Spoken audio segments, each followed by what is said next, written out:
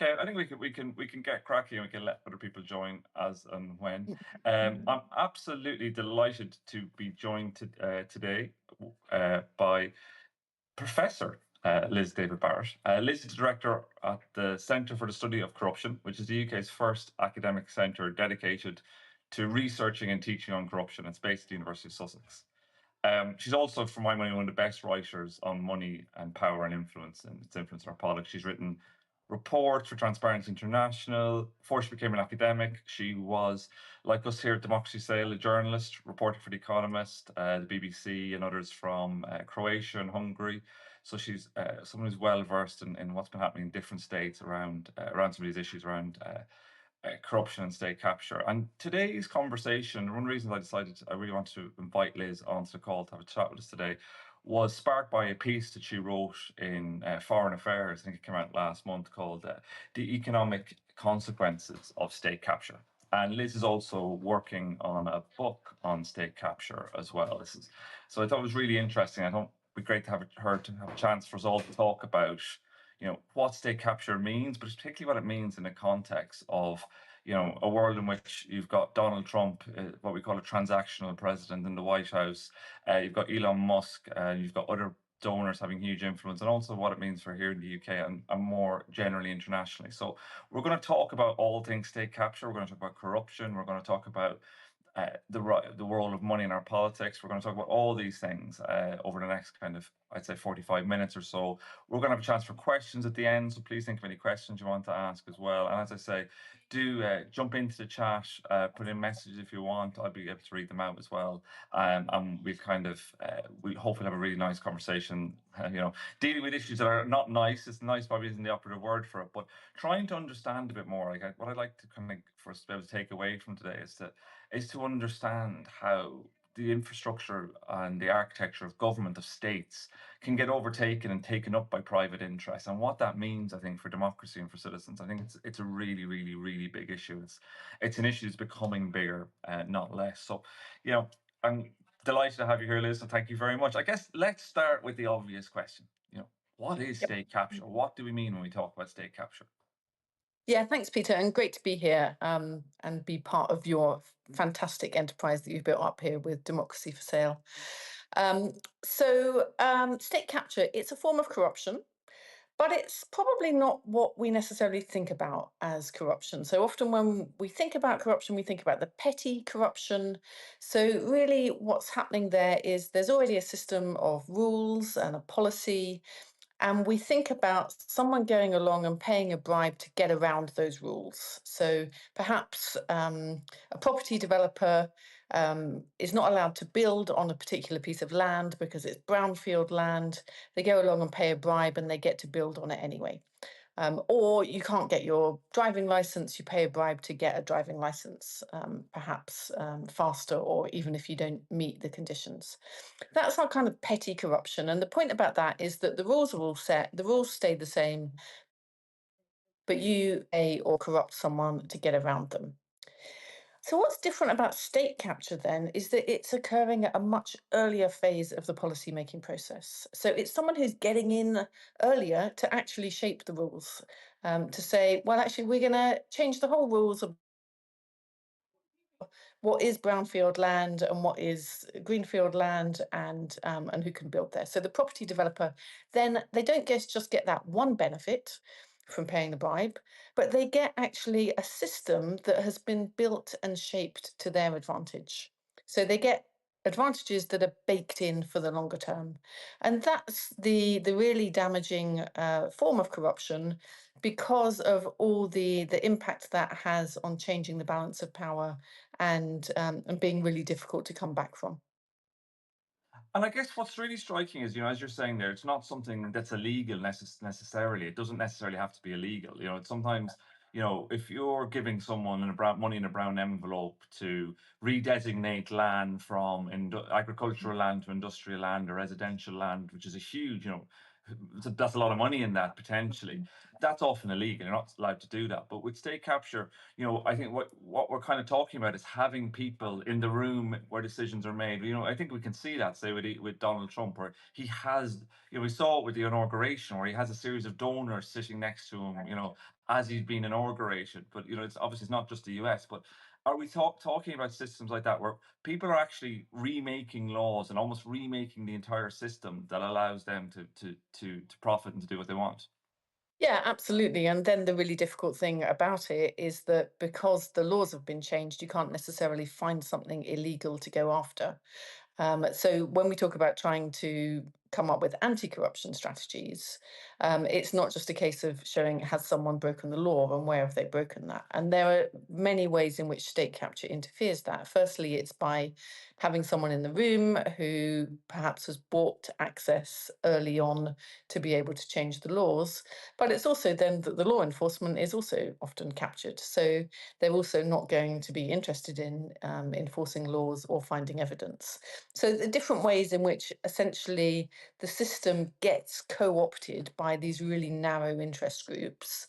And it's usually a kind of collaboration between a few business interest groups and the politicians. And you mentioned politicians there. Does this complex this? We talk sometimes about oligarchs, which often, we mean very rich people who've got privileged access often to state resources. But this idea of polygarchs and of how business and politicians, elites, kind of feed off each other. Do you want to explain that a bit more? What do we mean when we're talking about something like that? Yeah, so essentially, state capture is about this kind of blending of business and politics. So ideally, we would want those spheres to be quite separate. We want politicians who are making decisions in the public interest, and we want the private sector to go on and be prosperous and flourish, but we don't want it to be very much engaged with politics. Of course, there are lots of ways where there are interfaces between the two spheres. And when we first started talking about state capture, and we first identified it in Russia, for example, and in parts of the former Soviet Union at the beginning of that post-communist transition period, what we first saw is that there are a few business interests. They seem to be getting this access to lawmaking in ways that allow them to shape the laws in their favor. And it's a very narrow group of business interests that then manage to skew the economy to serve their interests rather than the public interest. So that was the original kind of form. We pretty much thought that that would naturally go away as transition progressed, as we moved to market economy, to democratization.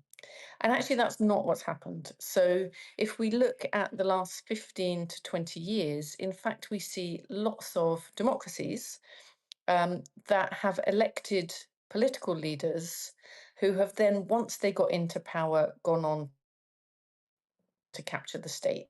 So they've essentially colluded with the business people in some cases to shape the laws and institutions to benefit business. Or, and what is increasingly common, is just that the politicians are in fact also running a number of businesses. They own businesses that they're then benefiting from state contracts or from loans from state banks or even from private sector banks that are being lent on by the politicians. So that's the idea of polygarchs. They're politicians, actually, but they're either so closely embedded in business or they also have business interests themselves. And by skewing the system to serve their narrow interests, they're essentially creating this set of polygarchs who are dominating politics and the economy. I wrote a piece actually for Democracy for Sale reasonably recently, about a month or so ago, about Russia in the 90s. I think I find it really fascinating. I was writing about Boris Berezovsky in particular. I'd written an essay for Times Literary Supplement, a new book about Boris Berezovsky, but I found it fascinating reading about Berezovsky. One of the original oligarchs. Fell foul of Putin, ended up in London, did a lot of lawfare, actually, a lot of lawfare in the UK, the kind of stuff we write about Democracy Sale as well, kind of almost initiated. He was a test case Berezovsky back in the 90s when he sued Forbes, ended up being found dead in London. But what fascinated me, what I found so interesting, was actually watching what's happening in America, seeing some of those echoes, this sense of the bleed between business and politics, the bleed between people, this idea of conflicts of interest, which can feel like quite an obscure term, I think sometimes. I think it's quite a tough term for people to get Mhm. their heads around. But actually, essentially, the sense in which business elites and political elites are wearing different hats at the same time, but actually effectively, have their interests and the state's interests start to bleed into each other.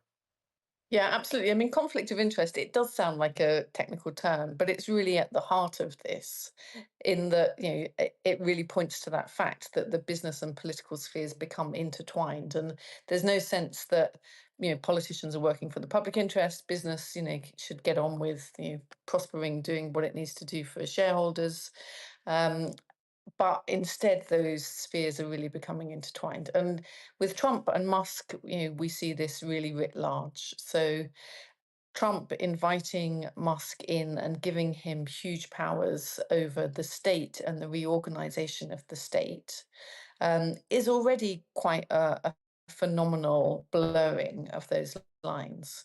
But then when we see that Musk is also able to benefit from that, either by winning contracts from the state or having regulators who were impinging on his business activities, having them essentially closed down or gutted or defanged. That's where we see this massive blurring, and we can see the benefits to Musk of having that vast power and access that he's got. One of the things I couldn't believe actually from the last few months, and there's been a lot that's hard to believe, is that in America, journalists aren't allowed to own shares. And there's special regulation on journalists and shares, Uh-huh. but members of the government can own shares, and members of Congress can own shares and can actively profit from. We saw what looked incredibly at times like insider trading via Donald Trump's, Truth Social account, basically preempting what's going to happen next and seeing where markets are going to go, which I just found unbelievable.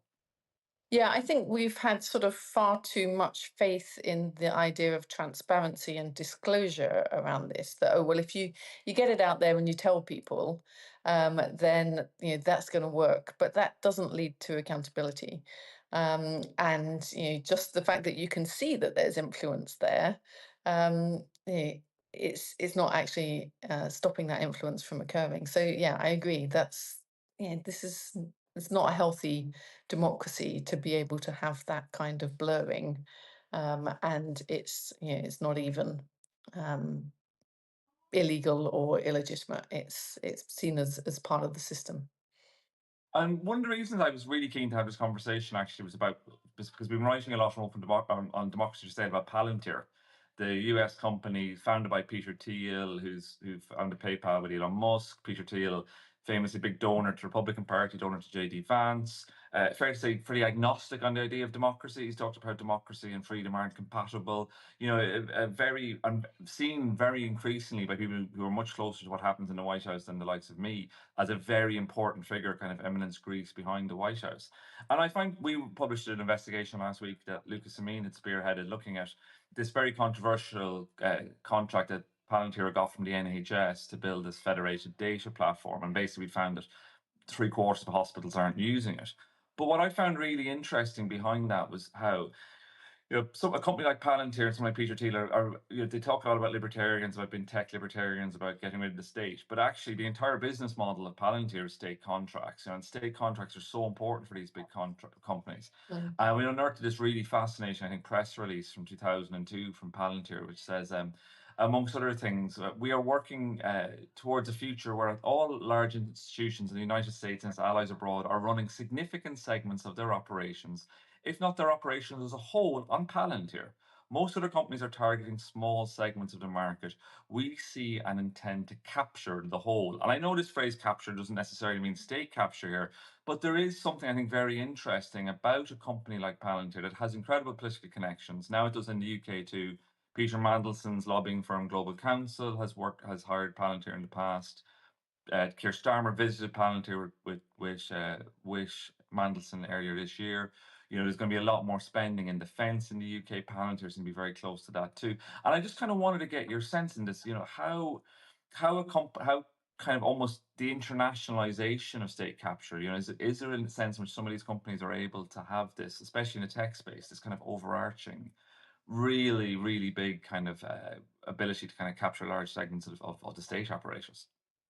Yeah, absolutely. And, we can see the sort of roots of this in, what we've been doing, in the last 30 years. So partly we can see that the state has often got bigger in many countries, but also it hasn't got bigger in the sense that often a lot of the activities have been outsourced. So we have a lot of public spending that is in fact contracts that are going to private companies.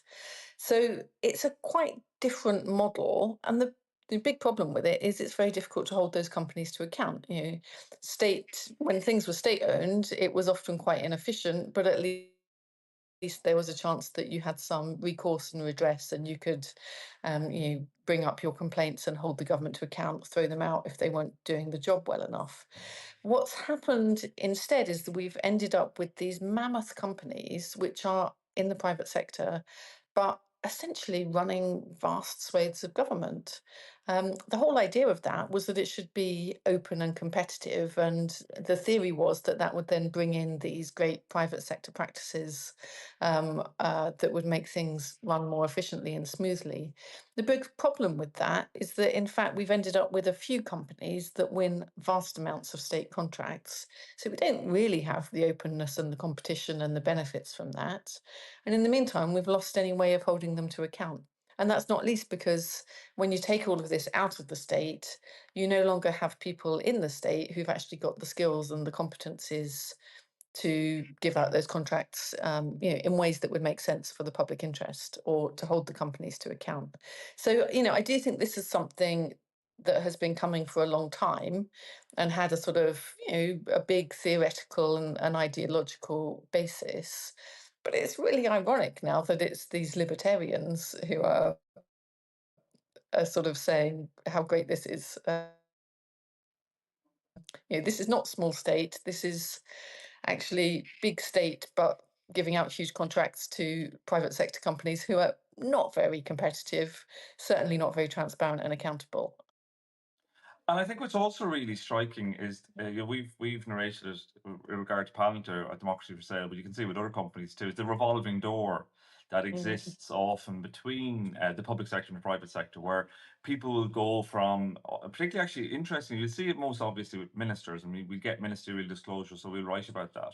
But actually, often I think a lot of the stuff happens at the mid-ranking levels. I know from talking to people in the public appointments process that will say, look, actually the real action happens in the mid-level, and you can see the bleed in. If you try, if you can actually, LinkedIn is quite a useful place for investigative journalists and others to see this, where you can mhm. see people going from mid-ranking and often, to be honest, not particularly well remunerated civil service roles into roles at big companies that get huge public contracts, and often people who were involved, say, in writing tenders or in making judgments on contracts before. So there's a real potential. We know this is happening, frankly, this kind of revolving door. Yeah, absolutely. And there's been great research on that, particularly in the US, actually, which shows that companies that hire people from government win more public government contracts, but actually they win more while that person they hired was in office. So what that shows is that that person was trying to ingratiate themselves with the company with a view to then getting hired by them. So yeah, we've got plenty of research and evidence showing that that's happening. And again, that's really worrying. Essentially, what it's doing, it means that you can't trust those people in government who are supposed to be making decisions and crafting policy in the public interest, because actually they're incentivized to do it for a whole load of other reasons that are essentially about private gain. I would highly recommend, if you people, if you've not read or watched any of the documentaries and the books and series about the story of Purdue Pharma and OxyContin, which is one of the most remarkable stories, I think, of our times. I think it's a story that really shows all of these things in abundance. These are people. OxyContin is a drug. It's a highly addictive opioid that was massively overprescribed in America in the late 90s, early 2000s, very much fed into what we now have as the opioid crisis. But at the center of this was a small private company called Purdue Purdue Pharmacy, family owned, and they were able to get, the key moment for that was they were able to get, using frankly bogus studies, to say that this wasn't as addictive as other pain medication, which was just patently untrue. They got a special permit from the FDA, and the person who was intimately involved in that went on to a huge job at Purdue Pharma, and almost certainly had been involved, has been accused in many forms of being involved. Patrick Redden Keefe's book Empire of Pain on this is absolutely brilliant, and I think it's Yeah. an incredible anatomization, and I think it really speaks to why, one of the things that I often try and circle back on these conversations as well is that when people have a distrust of politics, this is part of the reason why, is that we have seen how the private sector has been able to enrich itself through actually kind of capturing at least not the entire state in some instances, but this is an aspect of the state that they were able to capture. Yeah, I'm absolutely second. Your recommendation of Empire of Pain. It's brilliant, and it's got pretty much every trick in the corruption book in terms of what they do there around corrupt lobbying, revolving door, the initial kind of family buying influence with big donations to art galleries. I mean, it's fascinating. It's also completely sickening, and I read it. I kept thinking, God, it can't get worse than this, but I'm only on chapter 3 or something. And then, it was constantly worse and worse. So, and, what's really disturbing, I think, is there's full knowledge there that they're doing that and that they're manipulating the system. So just, the ethical implications are just horrifying. Yeah, but building on these patterns and practices that unfortunately are just far too easy and are often part of state capture. Yeah, and Rudy Giuliani makes a series of appearances on Dopesick and the TV version of this, which I think is still on the BBC. I want to talk to you a bit more about Hungary and the UK in a second, but actually, there's a question here from Barnaby Pace, a friend of Democracy for Sale. I think it's very interesting. I think we'll just take a segue for it for a moment. Barnaby says, it would be great to hear what you think about how state capture plays out in multilateral spaces. For example, the role of state capture in stopping progress on climate change, plastic pollutions, chemicals, and tobacco before it was stopped. Hmm. Yeah, it's a good question. I mean, I guess I don't think that multilateral spaces are being very effective in general, I guess. So I'm not.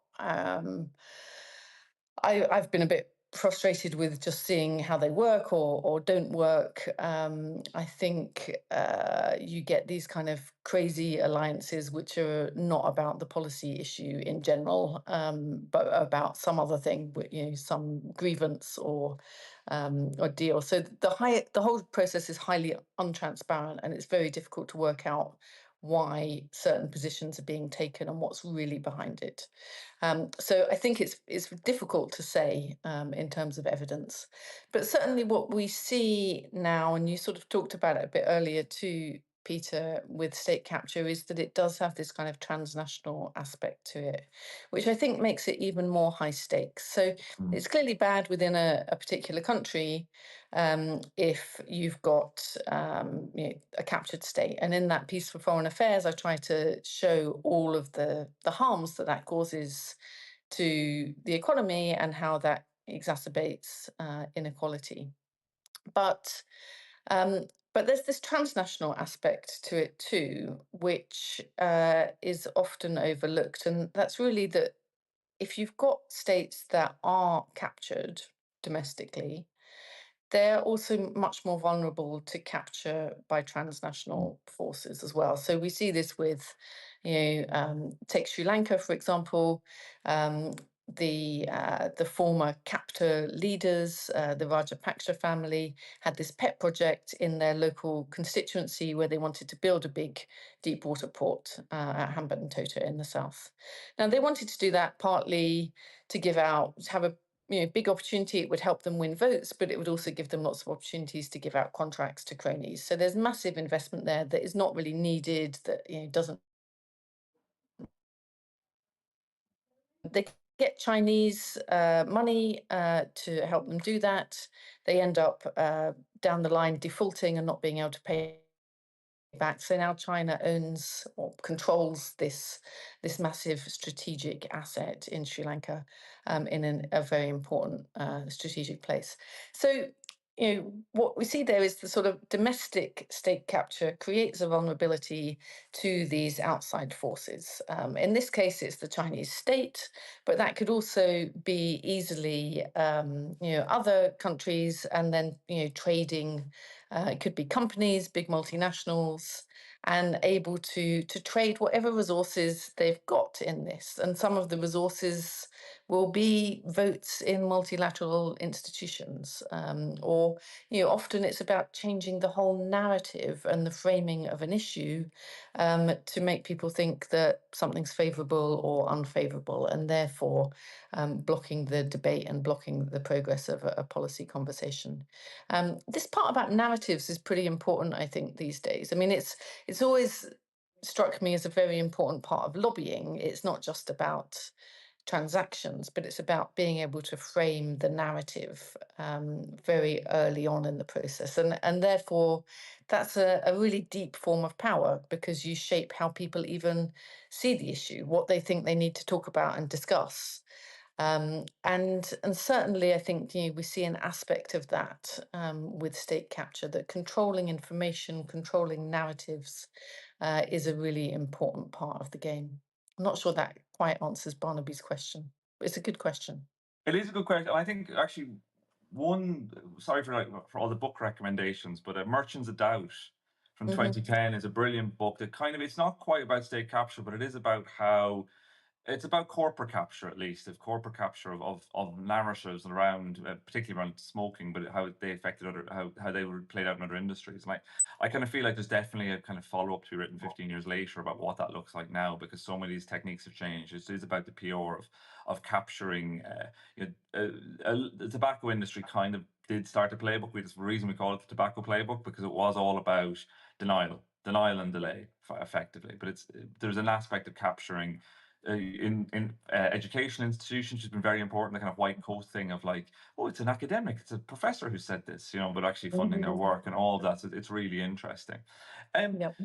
Liz, I want to move us to somewhere that we talk about actually quite a lot. I know you've got first-hand experience of it, and you've written about it quite a lot as well, which is Hungary, and I'm fascinated to see how Hungary's become an issue in America. Actually, Adam Morantz in the New Yorker wrote a big piece recently, like he was reporting from Hungary about what Hungary is like. And a lot of people in America are now finally going. We actually had Kim Shepele on. She wrote something for Democracy, so I interviewed her for Democracy Sale earlier this year, who's fantastic at Princeton now, and Yeah. I actually came across when I was writing my last book, and she spent a lot of time both in Russia and in Hungary.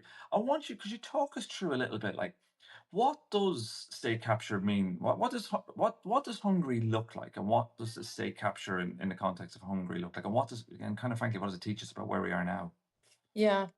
Yeah, so I think it's a really interesting case, again, because people might not remember now, but in the early sort of couple of the first 2 decades of post-communist transition, Hungary was a real front runner. It was always the sort of golden boy of transition. It had had several democratic changes of power, a peaceful negotiated exit from communism.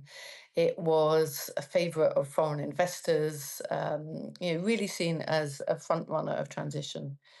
Um, and and then in 2010, Viktor Orban came to power, democratically elected, and he got a two-thirds majority in parliament. He then went on to really rapidly and systematically capture the state. And I think, really wrote the kind of modern playbook for Polygarchs. And in fact, I think the term was coined by Balint Magyar to describe what was going on in Hungary. And and so what he did is he came in, I've talked about state capture as having these three pillars. So there's that wanting to control the rules of the game. So he did a lot of constitutional changes. He also, with his two-thirds majority, he could do that, but he also abused the way the legislative system worked to rush through massive load of new legislation. So a lot of changing the rules of the game. Kind of went on into the second sphere of controlling resources and decisions and how they're implemented. So giving out a lot of government contracts to himself, his friends, appointing a whole load of people into all sorts of those positions that controlled how resources were given out, but also appointing people into positions that were potential checks on power. So, like the Supreme Audit Institution, again, Constitutional Court. And in this third pillar, really clamping down on the accountability institutions. So there's very little freedom of the media, the big media organizations. He started to do it partly by controlling who got broadcast licenses. Then it was through things like who got government advertising contracts, which are of course quite lucrative. So if you criticised the government, you didn't get the access, you didn't get the contracts, and then over time, really, really squeezing that space and clamping down to the point where we're expecting a bill to go through this week, which is a massive new threat to the media if they're receiving any foreign funding. And of course, you know, the new model of the media is often that they're working more like NGOs, and they might well be reliant on foreign funding if they're operating in a captured state where it's extremely difficult to do anything that is free and independent and critical media if you're not reliant on funding from elsewhere. So we've seen this massive capture of the state in democracy. It's gone from being a place that was seen as a front runner of democratization and market economy into a pretty autocratic and closed environment in which there is not no longer freedom of speech, and in which actually the economy is very much controlled by a few powerful forces. It's pretty difficult to be an economic actor in Hungary now if you don't have the blessing of Orbán, and that's a really massive change in a very short period. And I think it's quite striking as well that, in the UK, actually, we've seen some big cheerleaders for Hungary in the UK on the right of the Conservative Party and bits of reform. But particularly in the US, we've had CPAC, the Conservative Political Action Conference, Mm. in big conference in Budapest, in the Danube Institute, which is actually run by a former speechwriter. The Danube Institute is run by a former speechwriter for Margaret Thatcher. There's the Hungarian Conservative, I remember, which is a publication that they publish as well. I saw at the National Conservatism Conference in London a few years ago too. But we've got these transnational links, and is there a sense in which there is a kind of learning here? There's a bit of a playbook in terms of how to do some of these things. Yeah, I think there is learning. We've clearly seen the actual links, and I think in a way the big learning from Orban is that actually you could violate all of those democratic norms and not much happens. And in a way, that was his really big, bold move. So in these countries that were all, trying to join the EU, or Hungary had already joined in 2004. There was a consensus about what we're doing in terms of democratization and moving to the market. He breached those norms, but he did it pretty flagrantly, and he talked about it. And he said fairly early on that he had this new model of illiberal democracy. So he was open about doing it. Now, he was doing that within the EU. Was there any criticism? Very, very little. I mean, in the last few years, there have been some sanctions on him for that. But for many years, actually, the EU didn't blink about this. They continued to give a huge amount of funds, which he very efficiently corrupted and gave out to his cronies. So it wasn't just that they didn't kick him out of the EU, but they also let him actually essentially continued to foster this activity and to provide a lot of the resources that enabled it. So I think in a way that big learning was okay, you can do this, and actually what do people say? And you see that now with Trump, because many of the other examples that I look at around the world, it was done more subtly. So even if you look at Erdogan, if you look at the Rajapakshas in Sri Lanka, there's often a kind of um, paying lip service to the institutions while actually completely subverting them in the background. But what we see now with Trump is there isn't any even paying lip service. There's just this idea that I'm the president, I can do whatever I like. The executive is king. And that's actually not at all how democracy works. It's definitely not how it works in the US with the separation of powers. But he's violating that norm and just doing it blatantly. And yeah, what happens then? Because so much of how it works and the democratic norms depend on conventions and not people who regulate themselves and their own conduct, not breaking the norms. Which I think brings us very nicely onto Great Britain. I think it's the perfect. You've written before. I know when I was at Open Democracy, I commissioned to write a fantastic piece on state capture, and we talked about at the time of Boris Johnson, and some of the things you're talking about there. The proroguing of Parliament, the appointing of flunkies into political office. Like how potentially susceptible is Britain to state capture? Yeah, I mean, I don't think any country is immune to it, unfortunately. So there isn't a sense, that you can always, even being a very mature democracy like the UK, there's nothing that makes you immune to this. Although, having strong accountability institutions is clearly a very helpful. But yeah, so again, we saw, I think, under Johnson, all of these classic things: the use of the power of appointment to put cronies in place, the use of the power of the purse, just as we see writ large in the US under Trump at the moment. We saw a lot of these things. And again, this kind of challenging the independence of the judiciary, starting to claim that decisions made by the judiciary were partial or needed to be corrected, all of these kinds of ideas. So I think, we saw that in terms of breaching norms about democracy. We also saw it in terms of contracts, things like the COVID Mm. VIP lane, which again you did a huge amount of work on. That still absolutely baffles me. What on earth did they think they were doing? It's just there's absolutely no justification for having a VIP lane in which you get preferential access if you happen to know a minister or have somehow popped up on their radar. It's bizarre. And we know Ten that, times more yeah. likely to get 10 times. Sorry, Yeah. Liz. 10 times more likely to get a government contract to be put in this VIP lane as well.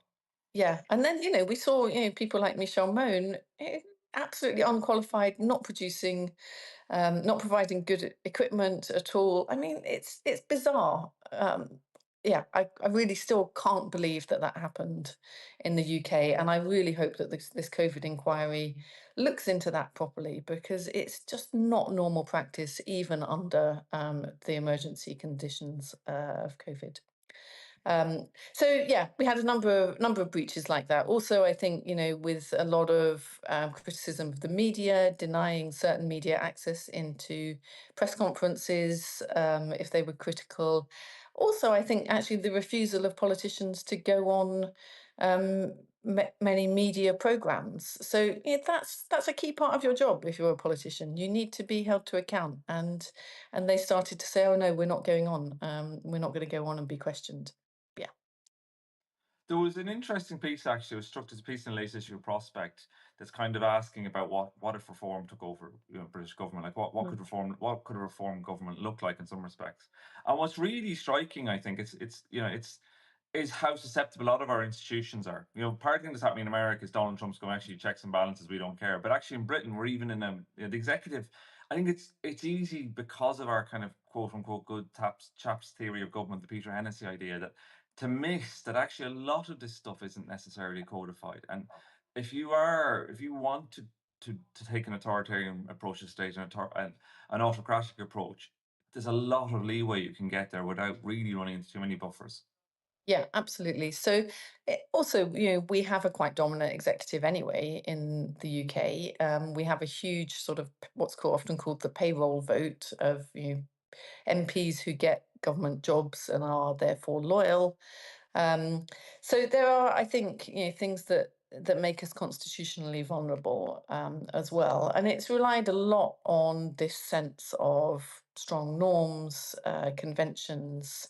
Yeah, if you like, it's the good chaps, but it's also a sense that we regulate ourselves in public office. There is a privilege to being in public office, and with that comes a responsibility. to regulate your own behavior. So I think that is a problem. I think in terms of reform, and that great article in Prospect, when Johnson was in power and I was writing about, I think, we're moving towards state capture, one of the debates that I often had with colleagues was, well, who's the captor group then? And it wasn't clear that there was a particular narrow interest group that was a mastermind behind all of this. But what I think you can say is that the ways in which Johnson violated the norms and crossed red lines set precedents that make it much easier for someone else to do it in the future. And so one of the worries here is that if we did have reform in power, they were going about violating all these norms, they would have more cases and allies to draw on because of what's happened in the past. So absolutely, I think, yeah, we shouldn't be complacent. I'm gonna people every do start thinking of questions. I've got one from Peter Burke, and I'll ask in a few minutes, but because I'm gonna start moving on to the question side of it. But before I do, there's a couple more questions I wanted to ask you. So I guess one of the things, you've written a lot about state capture. You've been in lots of different parts of the world. I kind of like, what gives you hope? Like, what have some countries like successfully resisted this? How, if they have, how is it possible? How can we reverse state capture? How can we defend ourselves against it happening in the first place? Yeah, so that's actually what I'm looking at in some research at the moment, the sort of the points of resistance and then also the difficulties of recovery afterwards. So a couple of interesting cases where state capture has been resisted, South Africa and Sri Lanka. They offer quite different lessons. The bad news is in both cases it took a really long time.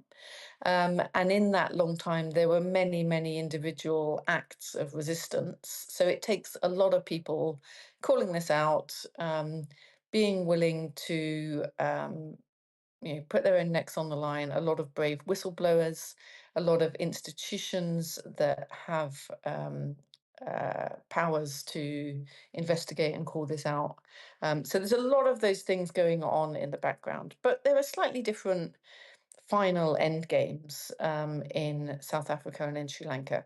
Sri Lanka, sadly, the Rajapakshas really run the economy into the Mm, ground. They completely overreach really in their capture, leading to a situation where Sri Lanka defaults, but before that, it can't afford to import goods. So they have massive fuel and food shortages, brings people out on the streets in a big protest called the Aragalaya.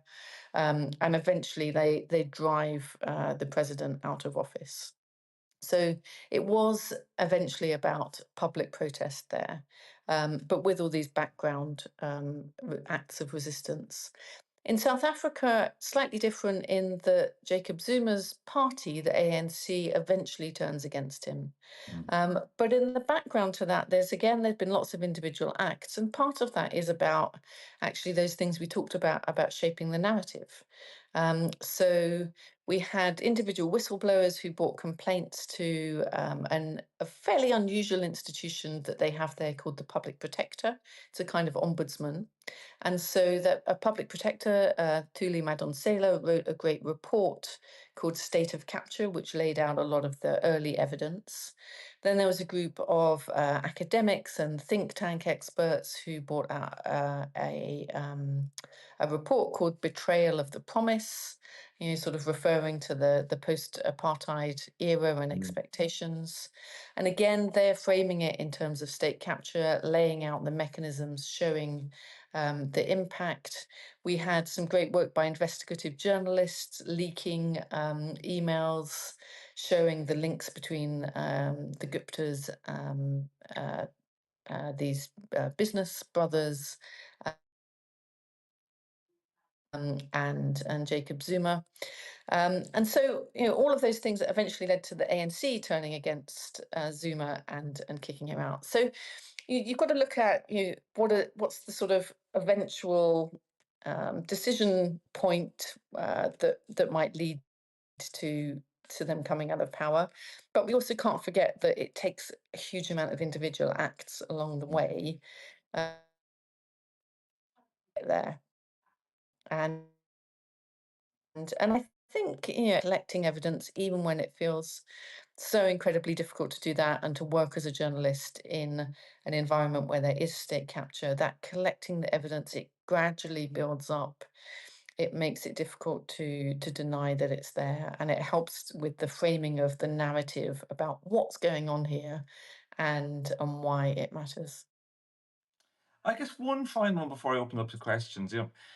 If people watching this, people who are, kind of sitting at home thinking, actually, what can I do? What can I do as a person to help, like, defend democratic institutions, to kind of keep them strong, to stop kind of capture? What's the most powerful action people can take? Um, well, I'm going to say something maybe might feel a bit off beam here, but so all of these things from all these institutions, all of the calling it out is important. But I also think that state capture really thrives in a polarized society. And Mm. so I actually think one of the most important things we could do is keep talking to people who don't Mm. necessarily have the same opinions as us, and not necessarily, trying to convince or persuade or show why we're right, but to just listen and to understand actually why the arguments that the politicians are made are compelling. So let's not assume that people who are voting Trump are stupid. Let's, think there are probably good reasons why the kinds of arguments that are being made are compelling, and we need to understand that much better. So, yeah, I think keep talking, keep trying to create situations in which we listen to each other and keep discussing what's going on here. I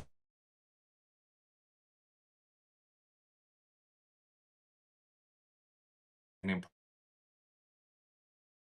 to listen to one another. It's something that I think we're really keen to do at Democracy for Sale as well. As part of the reason we're starting to do these sort of events as well, is just to have a chance for people to talk and to hear conversations. Um, I've got a question here from Peter who's asking, one of the things Trump is seeking to capture is the electoral machinery, and that is, I think, is fair to say, capturing electoral machinery. We touched on it, and this is often a facet of it, like the gerrymandering not happening only in the States, but in places like Hungary and other places too, is a very important part actually of state capture often.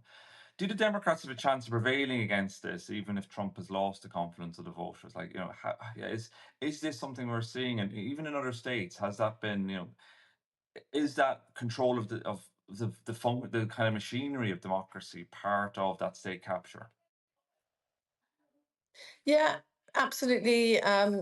Clearly rigging the electoral system so that it's difficult to throw the captors out of power and difficult for opposition to challenge is often part of the playbook.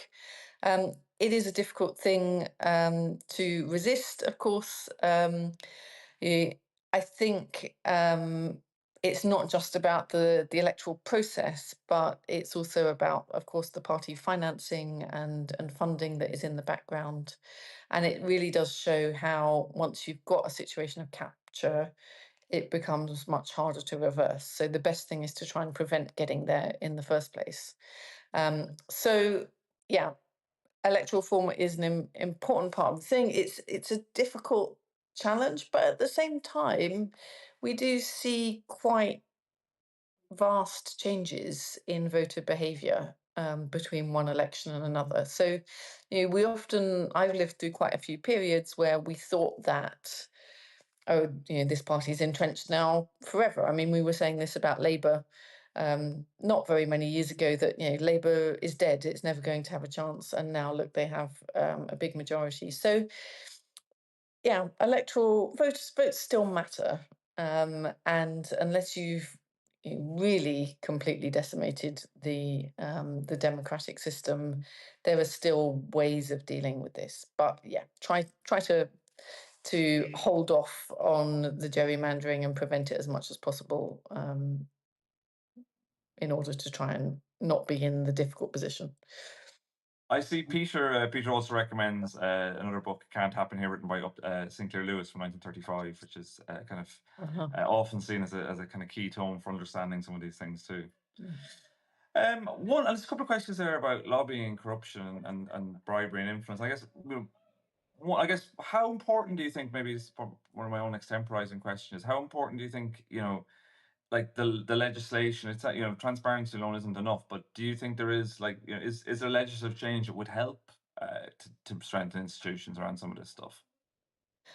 There is, and we've had some good inquiries in the UK, for example, that have recommended some useful changes in lobbying rules. We don't have very good laws that really regulate lobbying, but I do think with a lot of these things that it comes down also to you know people doing the right thing and considering what is my role in public office and actually I'm always a bit disinclined to say we just need new laws Mm. because actually that's really not going to get to the crux of the issue. It can help, and they're important for signaling what the boundaries are and for being able to really hold people to account. But essentially, what we need is people who say, I'm in public office. There are responsibilities I have in this role.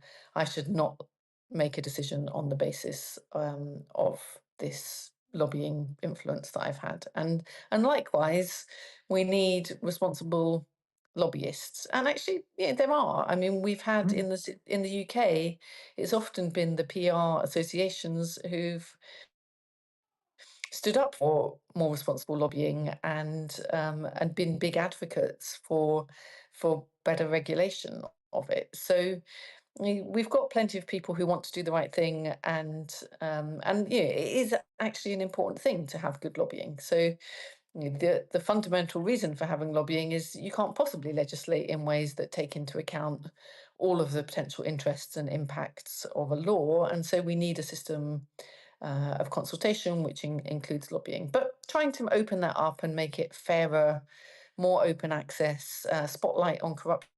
Good report Mm. recently how to try and make access more open and equal. There are definitely important reforms that could be done, but also let's not forget the responsibility of the actors involved in lobbying and being lobbied. And Dean makes a good point there. He's just kind of echoing the point about an event yesterday, Alistair Campbell. Reform voters are not all racist driven. Some are just generally disillusioned. And I think it's really striking. You can see in opinion polls that there's a strong sense of disillusionment. There's a strong sense of, I think some of it feeds into this sort of state capture. It's easier to, in my sense at least, is that it's easier to capture a state where people feel like actually the state isn't really, it isn't theirs to begin with.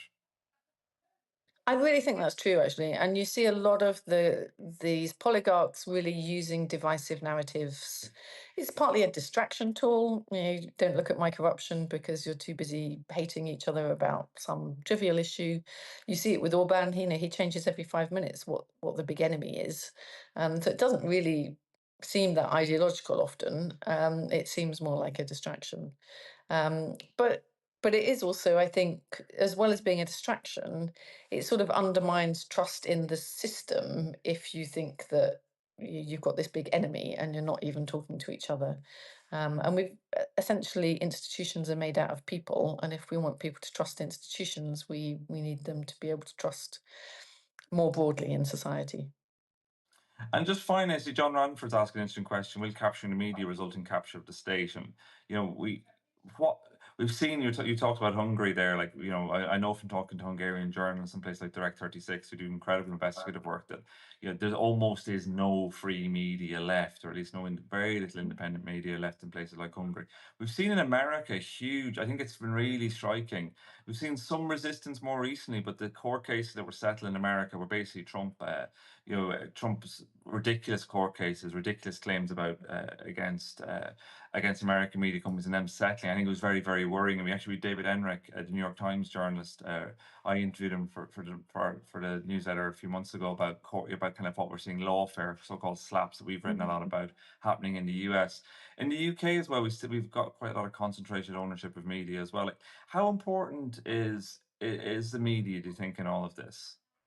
The media is absolutely critical in this. So it's absolutely critical for collecting the evidence that allows you to get to a situation of holding to account.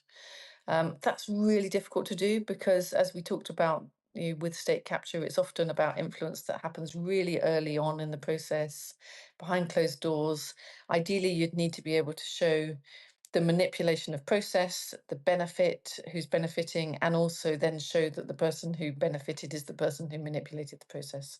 And that's a really high standard of evidence, actually. So I think journalists have a very, very tough job in investigating this, but it's absolutely critical. And again, also it's critical to making sure that the end game and the recovery process is healthy and works in the right way, because you don't just want to throw them out of office. You want people to understand why that needs to happen, what the damage has that's been caused, why you really need to invest in building new institutions and not just have, someone else come in who's going to make empty promises and steal everything. So yeah, I think that information piece is a really critical part of it, and the media has a very important role to play. Um, I think remarkably, we're actually almost bang on an hour. This wasn't intended to be that, but we've spoken for a long time. It's been absolutely fascinating. Thanks for I think it's such an interesting subject. I think unfortunately it's a subject that is going to continue to be a huge subject. We're continuing to investigations looking at some of how this operates in the UK, but also internationally. I think it's just this seems to be more and more what we how the development of this kind of captured governments and captured states, and it's something that I think we are. Liz, I know you're working on a book on this subject, so I'm really looking forward to seeing that as well. I think you're going to have lots of material, and hopefully, us of the Democracy Sale and others reports will be able to provide you at least more receipts to be able to tell some of those stories. And thank you everybody who's come. Thanks for all the comments. It's really, really great. We've 123 people on this call now, so thank you so much. This will also be going out tomorrow in the newsletter as well. There'll be a full version of this recording as well. I just want to say thank you very much. Huge thanks to Liz for your time, and thanks everybody who's turned up. It's been a real pleasure to have you all here. Thanks for the great questions. Yeah, really interesting discussion. Thank you. It's a huge privilege for me to be able to get to do this. So thank you. Have a lovely evening, everybody, wherever in the world you are. And well, if you might be somewhere in the world, it's not the evening yet. If you're not, well, hope it gets there soon. Take care, everybody. Lovely to see you. Bye.